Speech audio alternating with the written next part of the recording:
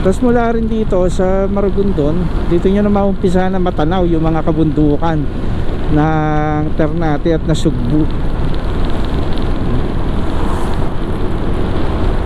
Pagkaklaro yung pagka hindi pa tanghali, tanghali na kasi. Pagka hindi pa tanghali at klaro yung araw, kapitsa, napakalinaw niyan.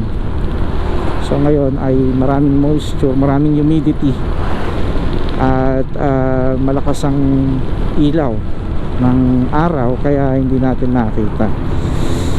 So alam nyo rin na dito sa Maragondon, dito nilitis at pinatay si Andres Bonifacio, si Gat Andres Bonifacio. Yung bahay na pinaglitisan, pinuntahan natin yun bahay na pinaglitisan kay Gat Andres Bonifacio ay nandiyan dyan sa may bayan mismo ng Maragondon. Tapos yung kanyang pinagpatayan ay doon sa may nagpatong, no? Yung kung saan daw siya binitay nung mga kapwa natin Pilipino noong 1897. Ito na, Kibiang Tunnel, Pico de Loro, Ternate. Alright.